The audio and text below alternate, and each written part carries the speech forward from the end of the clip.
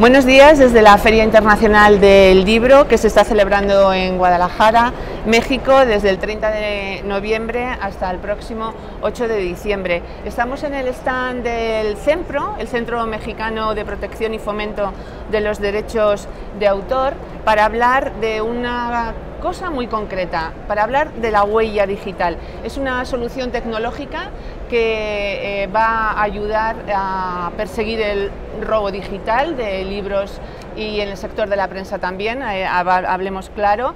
Y bueno, pues para eso nos acompañan aquí en este stand chiquito pero muy bonito. Pero luminoso. Exacto, y muy evocador. Tenemos a Pedro Sánchez, director de socios del Centro Español de Derechos Reprográficos, Cedro, un amigo. Buenos días, Pedro. Gracias. Tenemos a Quetzali de la Concha, es vicepresidenta y asesora jurídica del CEMPRO, del Centro Mexicano de Protección y Fomento de los Derechos de Autor, entre otras muchas cosas, porque ella es una mujer brillante. Quetzali, bienvenida. Gracias por atendernos. Gracias y muy bienvenidas. Muchas gracias, es un placer estar aquí. Y está con nosotros Belén Recio, ella es directora de la editorial de la Universidad Pontificia Comillas de España y responsable de comercialización e internacionalización de la UNE, de la Unión de Editoriales Universitarias Españolas. Belén, gracias, estamos disfrutando mucho aquí en la FIL, ¿verdad? Es un placer estar aquí. Bueno, pues venga, sin más prolegómenos, vamos a empezar. Pedro, muy brevemente, para contextualizar un poco la conversación, la gente que nos esté viendo a través de YouTube y que nos vaya a ver en el futuro. ¿Qué es Cedro y cuál es su misión? Cedro somos la entidad de gestión que representamos a los autores y editores de España. Cuando hablo de autores estoy hablando de escritores, de traductores y de periodistas, y cuando hablo de editores estoy hablando de editores de libros, de revistas, de prensa y de música impresa, de partituras. Nuestra misión principal es la defensa de los intereses de este colectivo y la gestión de la reutilización de sus obras que se realizan en distintos sectores. Quetzali, ¿debemos entender que Cedro y CEMPRO son organizaciones gemelas? ¿Qué es CEMPRO y cuál es su misión? Sí, con mucho gusto, Rosa. Y en efecto, somos gemelas, hermanas, y representativas de exactamente la misma misión, que es poder dar voz y protección a autores, editores y aquellos que participan en abonar con contenidos a la cultura escrita. Y bueno, también me parece importante decir que CEMPRO, que es una sociedad con ya 26 años de antigüedad, hemos aprendido muchísimo de Cedro.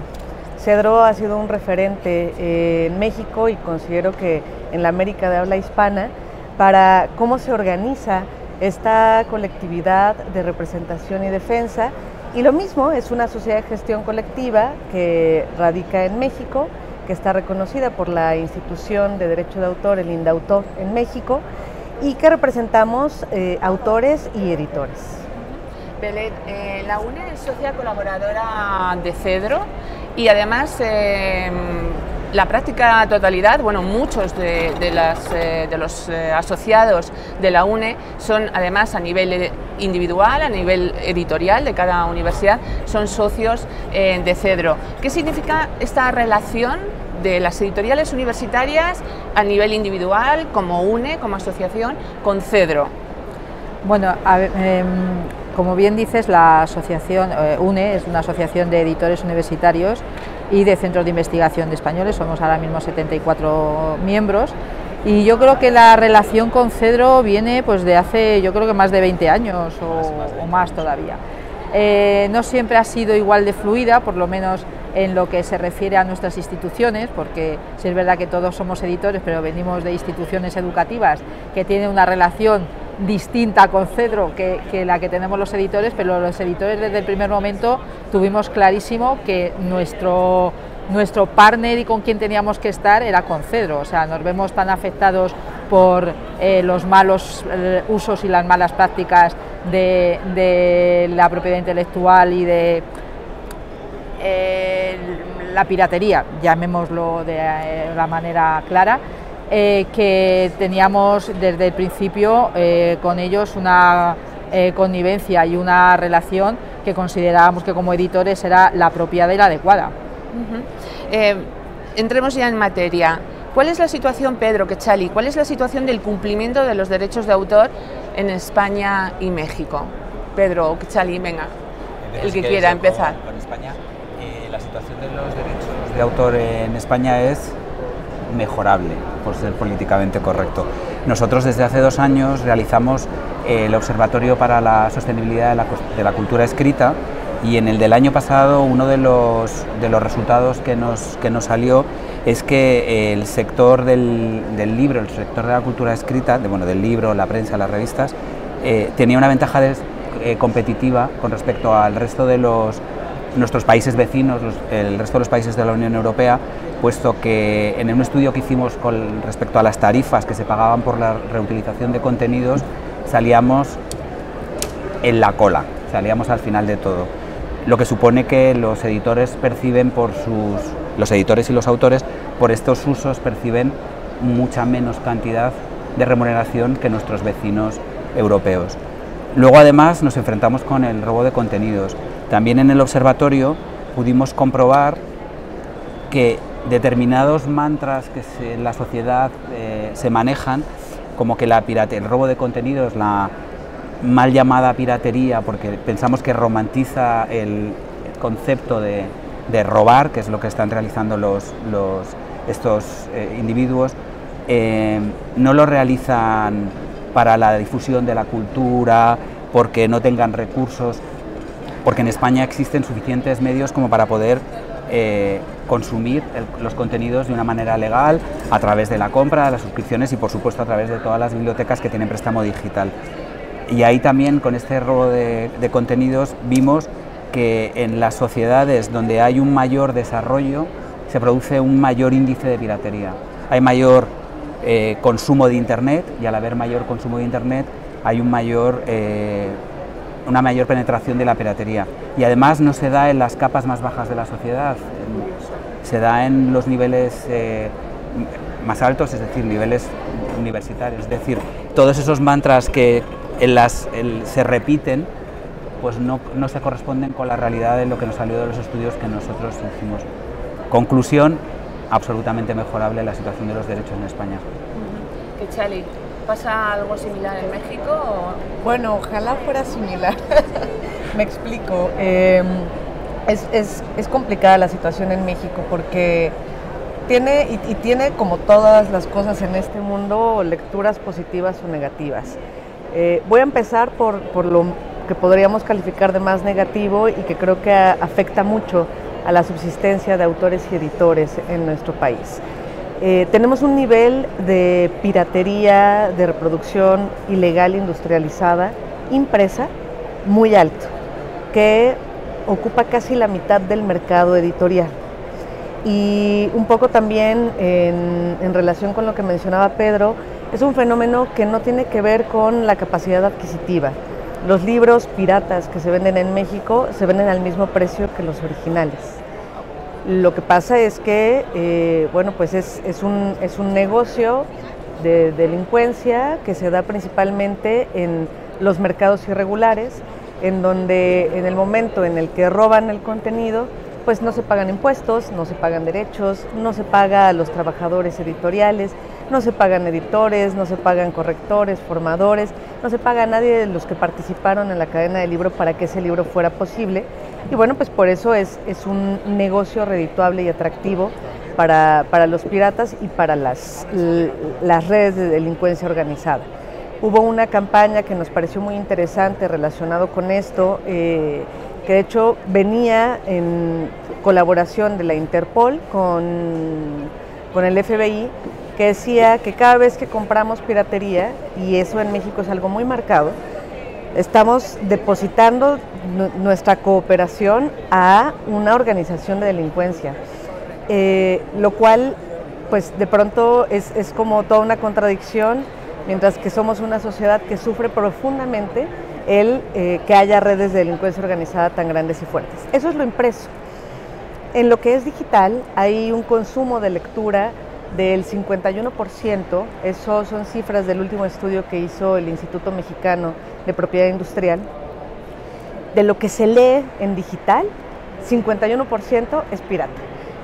Y eso tiene que ver con un fenómeno diferente, tiene que ver con un fenómeno de falta de cultura, de reconocimiento de factores de trabajo. ¿Por qué? Porque tenemos trabajadores culturales importantísimos desde la base de los autores y después desde la base de los editores, porque el editor hace un trabajo creativo importantísimo para que lleguen los libros y fomentar su lectura, pero no hay una relación de concepto de que hay todo ese trabajo detrás, porque en el mundo digital, en estos discursos, en estos mantras, se intenta plantear como esta sensación de que todo lo que hay en Internet surgió por generación espontánea y está ahí, porque está. Cuando en realidad, bueno, pues es clarísimo que el trabajo para poder publicar una obra, sea de interés general o académico, implica mucho trabajo, mucho tiempo y mucho esfuerzo. Pero hay una falta de conexión de ese concepto, sobre todo pues por las generaciones más jóvenes que ya han crecido con la cultura digital. Entonces, ¿a qué nos ha llevado esto? Que tenemos que trabajar en dos sentidos. Por una parte, un monitoreo para aquellos que se aprovechan de esta sensación y que roban contenidos para montarlos en sus sitios y beneficiarse de diversas formas, con bases de datos, con venta de publicidad, con robo de identidad, porque también son sitios, a ver, el que es delincuente, y así como robó y violó los derechos de un autor o de un editor, lo hará con los del usuario. Es que digamos que sus escrúpulos son muy bajos o nulos. Y por otra parte, sí observamos que se necesita mucha campaña de concientización y de conversación acerca de quiénes son estos trabajadores culturales, de dónde vienen los textos, cómo se publica un libro, cómo se hace la magia de un libro y cuál es el ecosistema para que el libro exista. Eso también observamos que es muy importante. Belén, ¿las editoriales universitarias sufrís este problema? Bueno, claro. Además lo sufrimos, y lo sufrimos en un entorno en el que todavía casi la sensación de que el contenido tiene que estar accesible y que parece que se ha generado espontáneamente, lo sufrimos más, porque yo creo que el mundo académico precisamente hay una percepción de que el contenido, como es para educar y para enseñar, pues lo tenemos que conseguir de forma gratuita. ¿Cómo vamos a pagar con esto si es que nos sirve para un bien mayor? Entonces, esa sensación de que en las universidades incluso tenemos el enemigo en casa, por lo menos los editores, la tenemos hace muchos años, y es verdad que Cedro ha tenido que enfrentarse a nuestras instituciones en el aspecto económico, cuando han dicho, ustedes están usando contenidos impunemente, porque en los espacios, en los campus digitales, virtuales, se intercambia información con los alumnos de la forma más espontánea, porque además estamos facilitándoles a los alumnos material que de otra manera pues tendrían que pagar. No, hombre, vamos a ayudarles, y sin embargo están perjudicando a la editorial, a nuestras editoriales, están perjudicando a nuestros autores, que en muchos casos son compañeros suyos, incluso a usted mismo, porque hay profesores que en el buenismo han publicado cosas con editoriales y luego lo comparten con los alumnos de forma gratuita. Desde la UNE es verdad que siempre hemos estado como editores muy concienciados con el programa, con la cuestión de la defensa de la propiedad intelectual, primero por la parte que nos afecta como editores, porque como decía que sale, el trabajo editorial conlleva una labor de creatividad, de cadena de valor en muchos aspectos, de distribución, comercialización, etcétera, etcétera, que en el momento en que eso deja de funcionar económicamente, la maquinaria se hunde. Y luego defendemos también, y yo creo que siempre hemos tenido muy claro, la defensa de los derechos del autor, y nosotros tenemos una batería de contratos a disposición de todos los editores. En eso también desde la UNE se ha trabajado mucho en concienciar al editor. Estábamos casi todos concienciados, pero que hay que hacer contratos para todo, para la edición digital, porque también parece que la edición digital conlleva un matiz de menos trabajo que la edición analógica, para la traducción, para un montón de tareas que conllevan un trabajo de autoría que somos conscientes de que tenemos que defender. Entonces, yo creo que no te voy a decir que somos los editores más concienciados, pero sí que tenemos, yo creo que mucha empatía con todo lo que tiene que ver con los derechos de autor y, por supuesto, con nuestros derechos como editores. Y además porque vivimos en un entorno, yo creo que todavía más complicado e incluso que nos resulta más difícil de entender cuando estamos en un entorno cultural, preparado, donde exactamente la disculpa de, bueno, es que la gente no tiene poder adquisitivo, no es que los alumnos desconocen, no es que pobrecillos, no, hay información, hay recursos y hay posibilidad de que los alumnos entiendan que esto hay que defenderlo. Estamos viendo que la defensa de la propiedad intelectual, la protección de los derechos de autor usa un lenguaje sin eufemismos, ¿no? Ya ha salido en vuestras primeras intervenciones, piratería, robo, son palabras que, bueno, imponen, ¿no? ¿Es imprescindible que esto sea así para precisamente avanzar en la concienciación?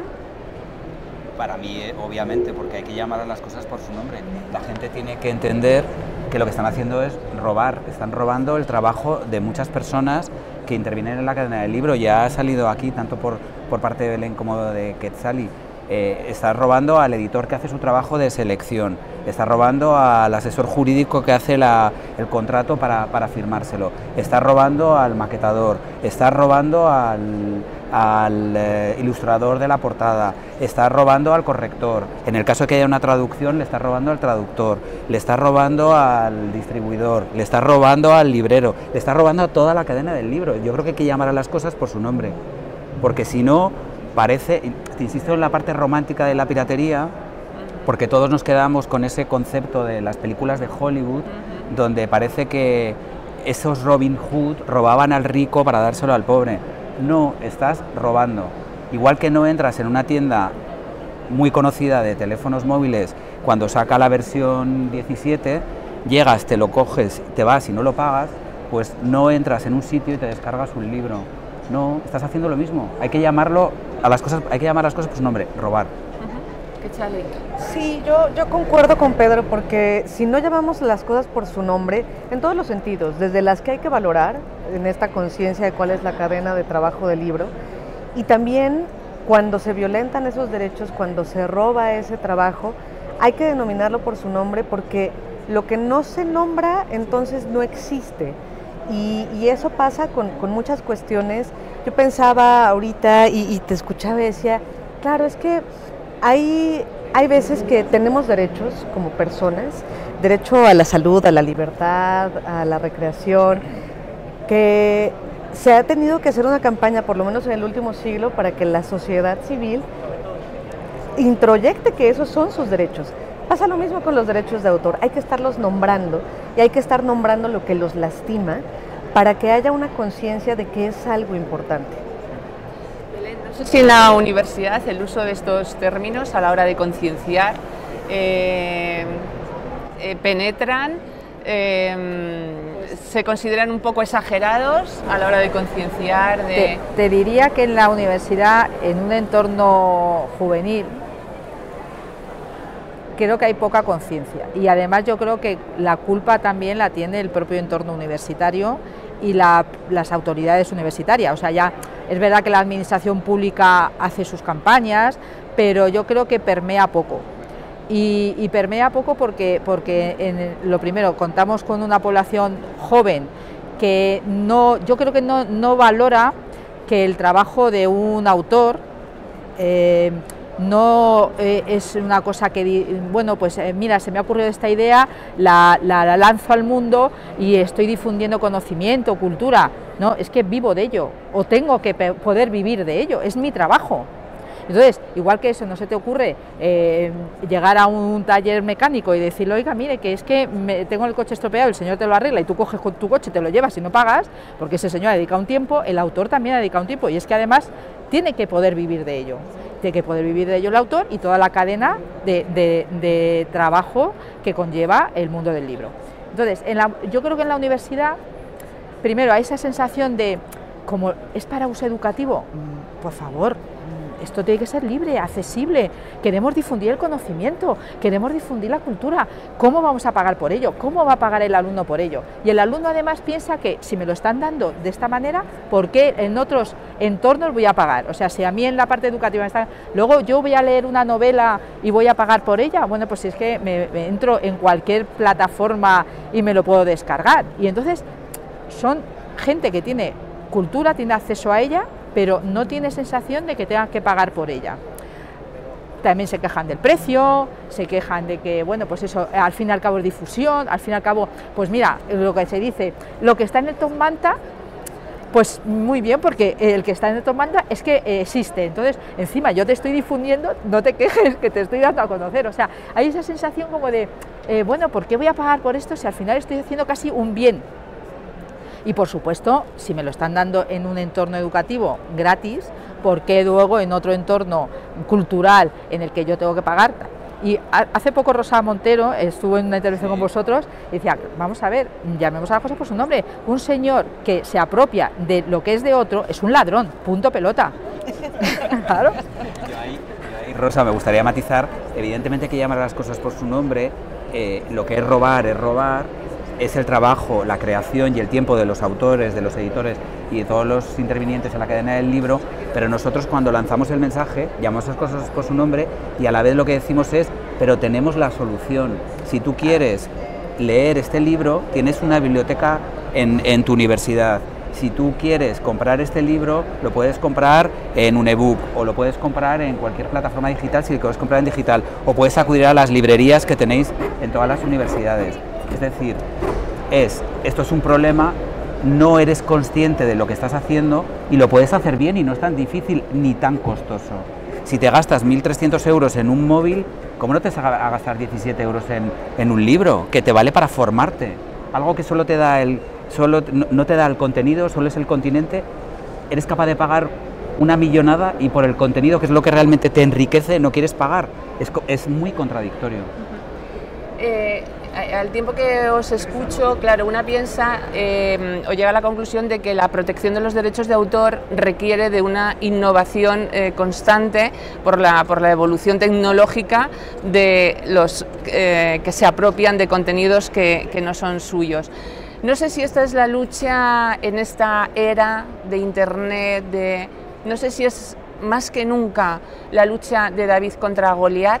No sé cuál es vuestra arma más efectiva, la educación, la concienciación, la denuncia, la creación de herramientas que persigan el delito. ¿Qué, Chali?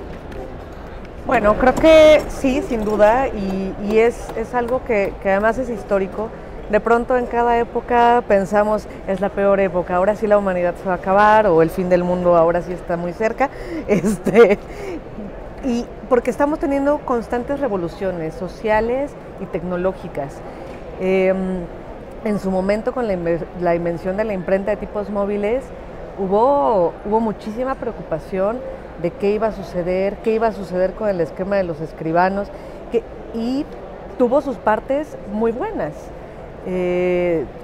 Hasta ese momento no es que fuera un derecho a aprender a leer, ni siquiera era algo que le interesara a la gente, y acercó y democratizó la lectura, la imprenta. Pero así van pasando estos fenómenos y van retando a decir, y ante los fenómenos tecnológicos, ¿cómo hacemos presente los derechos de aquellos que crean esos contenidos y cómo logramos protegerlos? Probablemente la última de esas revoluciones que sacudió al mundo del libro, bueno, pues fue la máquina de fotocopiado industrial de uso particular, que son pues las que normalmente estaban en copisterías o en algunos anexos de centros escolares, en fin. Y ahora es lo digital, donde además ya no está sujeto a que sea alguien que vende un servicio, como era la copistería, sino cada usuario es un reproductor masivo potencial, y eso probablemente también llega a desdibujar el valor del contenido literario, el valor del texto. Y ahí es donde tenemos que entrar a ver ¿Cómo vamos a administrar eso? ¿Cómo le damos seguimiento a dónde y cómo se están utilizando esos contenidos? Cuando surgió el ISBN, surgió en los años 70 exactamente por el mismo tipo de situación. ¿Cómo voy a identificar contenidos literarios para saber dónde se están distribuyendo y dónde se están vendiendo? Hoy en día, cuestiones que yo creo que nos tendrás que platicar un poco de la huella digital, porque estamos aprendiendo mucho de eso con Cedro. El tener también estos sistemas de, algunos le llaman araña, otros le llaman scratching en internet, que es estar buscando dónde se están colgando contenidos de manera ilícita. ¿Por qué? Porque también si uno no hace acciones en ese entorno digital para mantener, contener y controlar esas actividades que son ilícitas, entonces eso solo va a ir creciendo como la espuma, que fue el caso de México. En México, cuando empezó el fenómeno de la piratería impresa y luego la digital, en un principio se consideraba que, bueno, no es tan grave, ¿qué tanto podrían estar? Y ahora ocupa la mitad del mercado editorial, o sea, es gravísimo. Entonces son cosas que no hay que dejar crecer, que sí hay que adaptarnos, y hay que adaptarnos a utilizar las herramientas de inteligencia artificial, herramientas digitales que nos ayuden a administrar y proteger contenidos editoriales, sin duda. Pedro, supongo que es una mezcla de todo, ¿no? Educación, concienciación, denuncia, creación de herramientas. Bueno, a mí la pregunta me ha dado todas las respuestas. Concienciación, por supuesto, ya lo hemos comentado. Mucha gente de la que comete actos de piratería individual no son conscientes de lo que están haciendo. Entran en páginas web que piensan que son lícitas y se están haciendo descargas de algo que está allí puesto sin autorización del titular. Nosotros hemos desarrollado distintas herramientas para concienciar.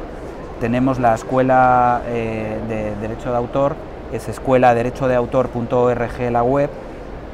Ahí damos una capacitación en habilidades digitales a los alumnos desde primaria, secundaria y bachillerato y los grados y de grado para que aprendan a utilizar los contenidos de una manera lícita. Nuestra manera de enfocar el tema de la concienciación es el mensaje no es esto no lo puedes hacer, el mensaje es esto lo puedes hacer y para hacerlo bien lo tienes que hacer así, de tal manera que aprendan a trabajar en las aulas de una manera responsable con la propiedad intelectual. También tenemos el concurso Desde el Libro, que todos conocéis, que ya lleva más de 15 ediciones y más de casi 45.000 participantes a lo largo de todos estos años. También es un concurso de investigación que enseña vía práctica a proteger a entender el valor de la propiedad intelectual.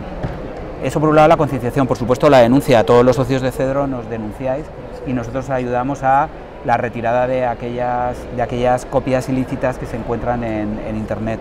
Para eso hemos desarrollado una herramienta, voy enlazando todo lo que me has ido preguntando, hemos desarrollado una herramienta que se llama SAT, que es el Servicio de Antipiratería Digital, que es un robot que rastrea 365 días, las 24 horas, en aquellas páginas web donde se cuelga el contenido. Una vez que lo localiza, lo que hace es le comunica al titular de la web para que retire el contenido y a su vez le comunica a la principal plataforma, al principal buscador, le comunica por favor retírame esta URL, este enlace, porque al final hay una puesta a disposición ilícita. Dentro de esta herramienta nosotros tenemos dados de alta todas aquellas obras que son novedades, hacemos cargas quincenales de DILBE y estas entran en rastreo y todas aquellas obras que nos denuncian nuestros socios. Y además tenemos una colaboración transoceánica con las entidades de gestión de este lado, de las americanas, en español, con CEMPRO en México, con CDR en Colombia, con SADEL en Chile y con CADRA en Argentina. Tienen a su disposición un espacio dentro de nuestra herramienta y nos dan de alta, de hecho, 150 obras, entre 150 horas y 250 horas al mes para ayudarles a proteger y a ir a la misma velocidad que van los piratas. La sensación que teníamos antes de tener esta herramienta, yo creo que es muy gráfica y como ya soy mayor, es un dibujo animado que siempre veía, nos sentíamos como el coyote con el correcaminos. El coyote éramos nosotros, el correcaminos era el pirata y cuando les íbamos a coger nos caía la piedra encima y nos hacían pip pip y se iban largando y volvían a poner el contenido. Ahora somos dos correcaminos, tú lo pones, yo te lo retiro, tú lo pones, yo te lo retiro. Es una lucha de agotamiento para que vean que aquí no pueden hacer negocio y que si lo intentan hacer, nosotros vamos a defender a los titulares que son socios de Cedro y socios de las entidades hermanas de Latinoamérica. Belén, las universidades, entre todas estas herramientas, la concienciación, educación, tú antes comentabas ya bueno, algunos trabajos que hacéis en ese sentido, la creación de herramientas, de todas estas opciones, ¿cuáles son las que la universidad maneja, usa con mayor eficacia, ¿no? o con mejores resultados? A ver, yo creo que con los años sí que se ha conseguido una mayor concienciación. Yo creo que también, aunque el acceso abierto, por ejemplo, ha venido para complicarlo todo un poco más, porque sí, yo creo que incluso confunde al usuario, piensa, bueno, si estos contenidos los puedo descargar gratuitamente, ¿por qué probablemente otros no? Pero yo creo que sí que ya en el diario colectivo ya se oye hablar cosas como de las licencias Creative Commons, etcétera, etcétera, cosas que ya empiezan a percibir que hay una diferencia entre lo que sí está licenciado para usarse de una forma gratuita y lo que no está en esas circunstancias.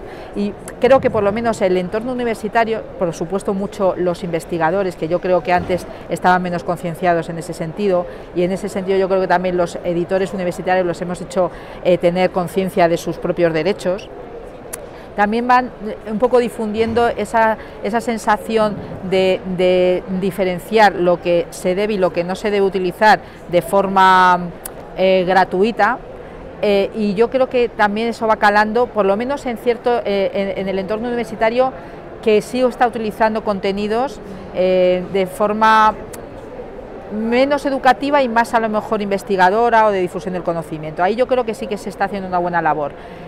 Con el alumnado yo creo que todavía sigue habiendo ahí un vacío, porque es verdad que sigue siendo gente que no acaba de entender que, por ejemplo, si están usando contenidos gratuitos en el campus virtual, probablemente es porque la universidad está pagando un canon para poder utilizar precisamente esos contenidos de una forma en la que ellos se puedan beneficiar y no tengan que gastar. Y eso no se les está explicando, por lo menos en lo que a mí por lo menos me llega desde el ámbito educativo y desde lo que a los profesores concierne.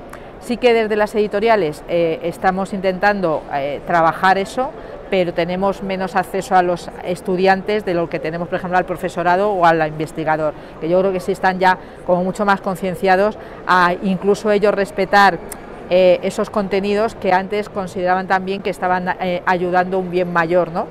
Pero tenemos todavía mucho camino y yo creo que las autoridades académicas tampoco están sabiendo difundir demasiado la idea del respeto a la propiedad intelectual, pero bueno, poco a poco. Muchos de los responsables académicos, ¿no?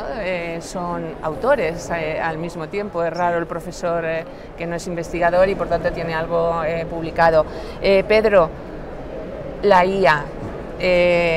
La pregunta del momento. Sí, ¿se va a convertir en un aliado, un nuevo adversario? En esta imagen que comentabas antes del correcaminos, ¿es la piedra? A ver, ¿cómo os enfrentáis?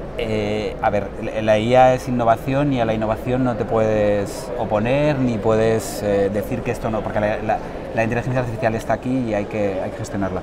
La cuestión es, ¿sería un aliado o es un aliado siempre y cuando incorporen dentro del coste de sus insumos la propiedad intelectual? Si lo incorporan, perfecto, porque para sus desarrollos, para el desarrollo de un modelo de lenguaje, necesitan necesariamente contenidos. Entonces, si incorporan, puede ser un perfecto aliado. Como ha dicho antes Quetzali, incluso nos puede ayudar a hacer los rastreos y las localizaciones del contenido pirata. Pero creo que estamos muy lejos de que esta situación idílica que estoy planteando se produzca, porque por ahora no están teniendo en cuenta para realizar todas sus herramientas la propiedad intelectual. O sea, que habría que empezar a controlarlo desde el principio, ¿no? Desde ahora que se está desarrollando, Quetzali.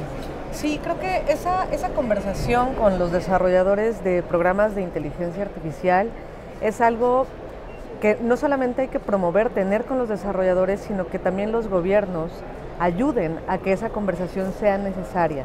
porque finalmente, y me parece además que en el caso de los programas de inteligencia artificial, esos programas sin un entrenamiento de contenidos no tienen nada. Entonces, si alguno de estos programas que nos pueden contestar preguntas no hubiera hecho un barrido de millones de publicaciones escritas, no podría dar ese resultado.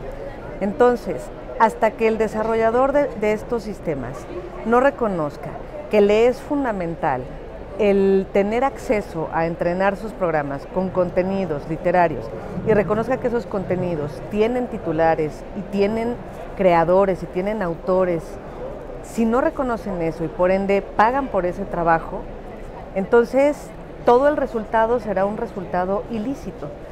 Y a mí me parece que podemos tener discursos muy bonitos y muy retóricos acerca de que, claro, si yo es como lo que decías de los piratas, si yo he tenido una cultura de piratas que se la pasan asaltando durante 300 años galeones españoles, pues hago una película donde digo que son muy simpáticos, cantan, bailan y tienen aventuras. No, es que no importa qué tan bonito se quiera decir, hacen lo que hacen y hoy en día no hay un solo programa que pueda decir mi plataforma de inteligencia artificial ha pagado por los derechos de todos los contenidos con que se ha entrenado y que por ende han sido fundamentales para que dé sus resultados. Y esa es la conversación que hay que tener. También, y en toda innovación, pues todo lo nuevo de pronto, así como vamos, como el coyote a veces, la legislación es aún peor, o sea, el desarrollo de normativas es muy lento en cualquier país, en cualquier sistema. Y entonces, de todas formas, nosotros tenemos que empujar a decir, oye, hay que regularlo y hay que regularlo bien. Y además, tampoco es encontrar el hilo negro, porque los principios de derecho de autor ya existen. Y eso es, tú quieres utilizar un contenido creado por alguien, le tienes que pedir permiso a ese alguien, reconocerle que es un contenido de su creación y pagarle por ese contenido. Es una regla muy básica que ante cualquier situación, incluyendo la inteligencia artificial, tendría que respetarse. Tampoco tenemos que inventar cosas demasiado novedosas, pero hay que partir de ese reconocimiento. Me parece que ahorita en la Unión Europea la discusión ya está mucho más avanzada. En México hay 42 iniciativas para regular inteligencia artificial y solo 3 contemplan el derecho de autor.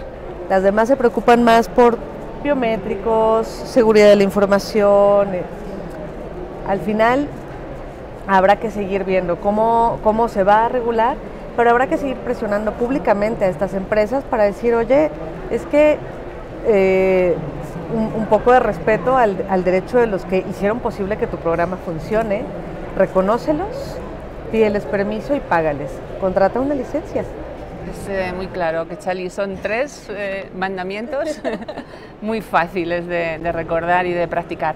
Belén, no sé si en las editoriales universitarias hay expectación con respecto a la IA en el manejo de estos contenidos, quiero decir, los contenidos científicos, hasta ahora rastreables por el tema de citas y esos procedimientos científicos habituales en los investigadores. Ahora llega la IA, no sé si hay un poco de expectación de, ¿qué va a pasar? O sea, ¿cómo vamos a asegurarnos de que los contenidos que nos llegan, que vamos a publicar, son correctos, están citados correctamente? Ahí tenemos dos usos de la IA desde el punto de vista editorial, como herramienta que nos puede ayudar, porque es verdad que como todas las nuevas tecnologías tienen una utilidad y bien usadas son buenas, ayudan a mejorar probablemente el desarrollo de muchas actividades, pero mal utilizadas pues pueden generar ilegalidades y otras. Entonces, desde la editorial yo creo que somos conscientes de que la IA es una herramienta que nos puede servir para trabajar contenidos, resúmenes, para implementar mejoras en nuestros procesos de trabajo, que probablemente es lo que casi todo en el mundo universitario está trabajando por ahí, pero sí que ha surgido el miedo, pero incluso el miedo no solamente en los editores, sino entre los autores, de el plagio, de qué contenidos nos están presentando, hasta dónde hay creatividad y dónde es una amalgama de cosas que se han conseguido a base de eso, pues de preguntar las cosas adecuadas para conseguir el resultado adecuado en la IA.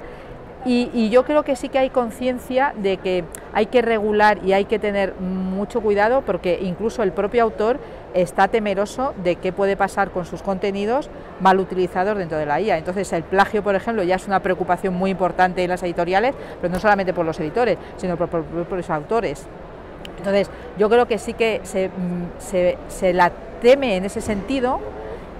Puede ser un buen aliado, pero claro, la regulación para que eso no pase es complicada. Ya hemos estado en varias charlas en las que nos hablan los expertos de qué aplicación tiene, pero es verdad que el rastreo de hasta dónde llega la creación, dónde llega el plagio, dónde llega lo que yo he creado y lo que he copiado o me ha generado ella, es tan fina que va a ser muy complicado, porque claro, ya nos cuentan que con 2 o 3 veces que pases filtro, pule tanto el texto que ya es muy difícil reconocer o incluso el plagio. Entonces va a ser complicado. Puede ser que haya una legislación que obligue a pagar por los contenidos que están utilizando para generar eso, pero que pues nosotros podamos discernir lo que es auténtica creación y no, va a ser complicado, porque ya empieza a haber tanta finura en la creación de esos textos que ya empieza a haber dificultad incluso entre proyectos que se presentan en la propia universidad de alumnos. O sea, es verdad que hace falta también tener un conocimiento y un criterio para discernir lo que me estás contando, que sé que no lo has creado tú, pero como la persona sea habilidosa, cada vez va a ser más difícil, incluso en un TFG o en un TFM, distinguir lo que está creado con inteligencia artificial o no, porque ya la IA va generando contenidos cada vez más finos y bueno, si hay un conocimiento previo puedes detectar el error, pero si no lo hay demasiado fino, van a colar muchas cosas. Bueno, al menos de momento sabemos lo bien que se mueve la IA y tendremos que ir viendo cómo evoluciona. Pedro, Cedro ha creado una solución tecnológica, que es el motivo que nos ha reunido aquí, que persigue el robo digital de contenidos en el sector del libro y de la prensa a través de la huella digital. ¿En qué consiste esta herramienta y cuál está siendo su impacto? La herramienta es el SAR, es una biblioteca de huellas digitales. Yo ahora os voy a contar con mucha naturalidad lo que es una huella digital, pero hace 6 años no tenía ni idea, porque no soy técnico, pero ya con el paso del tiempo ya entendí que es a través de un algoritmo nosotros encriptamos el contenido, y una huella es una secuencia de letras, números y símbolos que responde a la misma secuencia de palabras que estamos encriptando. Es como la piedra Rosetta al revés. Nosotros tenemos las palabras y lo convertimos en una encriptación de esas palabras. Para que te hagas una idea, Rosa, en un libro de narrativa que tiene de media 250 páginas, creamos unas 8.500 huellas digitales. Las almacenamos y luego con ellas trabajamos para poder perseguir la piratería de una manera mucho más eficiente. Antes, cuando os he hablado del SAT, perseguimos la piratería a través del metadato del libro, a través del título, el autor, el ISBN, el editor, y con la huella digital perseguimos la piratería comparando las huellas digitales de lo que nosotros tenemos almacenado con las huellas digitales de lo que nos encontramos en las páginas pirata. ¿Y cuál está siendo su impacto? Pues impacto está siendo muy bueno. Mira, estamos consiguiendo una mayor eficiencia, sobre todo en el campo de las redes sociales y los servicios de mensajería. Para las redes sociales, para los grupos de Facebook, nos ha servido para cerrar o para localizar muchas obras pirateadas, porque el archivo que nos encontrábamos en los grupos donde se compartía ese contenido, que por cierto son muchos grupos de estudiantes, muchas veces estudiantes de psicología, ahí hay estudiantes de la Universidad Pontificia, comillas, de la Universidad Autónoma de Buenos Aires, de la Universidad Autónoma de México, de la Complutense de Madrid. Y ahí el título del PDF no es el título de la obra. En narrativa sí que suele coincidir. Tú, cuando piratean una novela, le ponen el nombre de la novela para que sea fácil de buscar en internet. Pero en el caso de la piratería, por ejemplo, en el del libro académico, ponen libros o Derecho Civil 2, Obligaciones y Contratos. Y dentro hay 5 obras. Entonces nosotros con ese nombre del archivo no éramos capaces de localizar el contenido, teníamos que entrar dentro. Ahora con la huella digital automáticamente nos da el reporte. ¿Y ese cambio de título lo hacían precisamente para no dejar rastro, o sea, para no ser localizados? En algún caso sí, porque veíamos en algunos chats que ponían que si no los de Cedro nos pillan. Y en cambio muchas veces era porque el contenido que tenía era global y entonces era la manera de que los propios estudiantes lo encontraran. Ajá. ¿Qué Chali, y algo así se hace en México? En realidad lo que estamos haciendo es ver el ejemplo de Cedro, ver cómo están trabajando ellos con ese sistema. Es que se dice fácil y Pedro dice, bueno, hace unos años, y eso quiere decir que llevan trabajando ya bastantes años en un sistema así, porque implica varias cosas, implica mucho trabajo para poder configurar esa información en metadatos e implica una inversión también muy importante. Entonces, nosotros todavía estamos, digamos, como en esta observación, hemos avanzado con los sistemas de monitoreo, pero lo de huella digital es algo que esperamos eventualmente poder desarrollar gracias al ejemplo de Cedro. Belén, es una herramienta interesante para las editoriales universitarias. No sé si te consta que se está implementando en algún... Yo creo Pedro que a lo mejor sí, nos yo puede creo que decir. ahí a lo mejor todavía nos falta un poco más de pedagogía, que Pedro eso lo está haciendo muy bien y nos va intentando captar a todos, captar nuestra atención, pero yo creo que sí, que para nosotros es interesante. Al fin y al cabo, uno de los mayores beneficiados de que ese trabajo se realice y pueda haber un rastreo de ese mal uso de nuestros contenidos somos nosotros los editores. Nosotros los editores, defensores también de los derechos de nuestros autores. O sea que sí que para nosotros es importante. No sé hasta qué punto, cuántas universidades estamos ya participando en el proyecto, pero yo creo que con un poquito más de insistencia por parte de Pedro, seguro que vamos a llegar todos ahí al 100%. Mira, de los 5 editores universitarios españoles que habéis pasado por aquí en este rato, mientras estábamos charlando, los 5 estáis participando en el tema de las huellas digitales, unos con mayor cantidad de repertorio y otros con menos, pero sí que por ejemplo estaba por aquí antes Remedios de la Universidad Politécnica de Valencia, han hecho un esfuerzo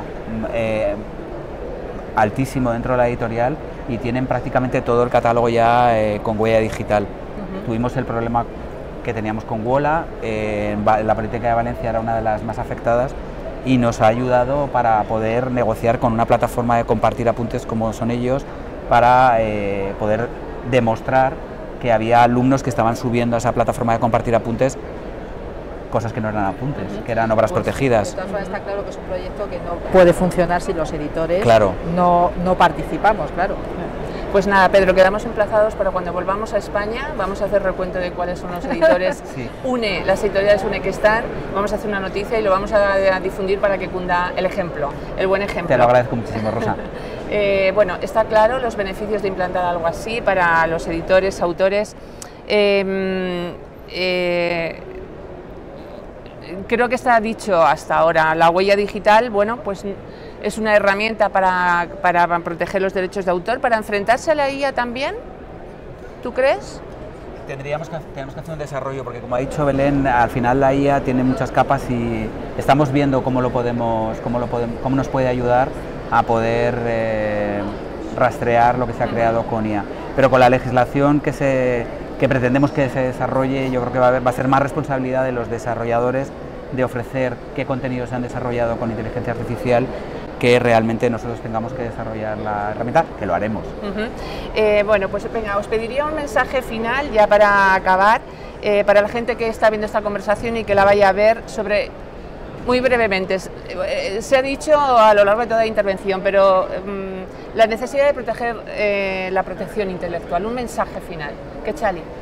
Bueno, pues yo lo que les diría es que reconocer y proteger a nuestros autores y a nuestros editores es una manera de honrar a aquellos que han nutrido nuestra cultura, y darle valor al trabajo creativo también es no dejar de humanizar ese trabajo creativo. Entonces, a más cuidado de nuestros autores y editores, estoy segura que también eso abonará a una cultura que se mantenga de mucho mejor calidad. Bueno, también yo creo que vamos a ahondar todos en el mismo mensaje porque es muy similar. Yo creo que luego la protección de los derechos de autor es cultura, es defensa de la cultura, es defensa del tejido económico. No se nos puede olvidar que hay una gran industria alrededor de la edición en todas sus vertientes, y es concienciación de los derechos de los demás, que yo creo que eso también es una cosa que se nos va olvidando en un mundo en el que la democracia parece que lo dimensiona todo para que no consideremos al otro, sino que bueno, todos son derechos y el derecho del otro lo tenemos muy poco interiorizado. Pedro, cierras tú. Cierro yo con una frase. Los derechos de propiedad intelectual, los derechos de autor, son la base para la sostenibilidad de la cultura, para tener una sociedad democrática y para tener ciudadanos con pensamiento crítico. Muy bien, pues nada, así acabamos. Gracias a los tres por compartir estas reflexiones con el canal de YouTube de la UNE, con nosotros, con todos las personas que puedan verlo a través de YouTube en el futuro.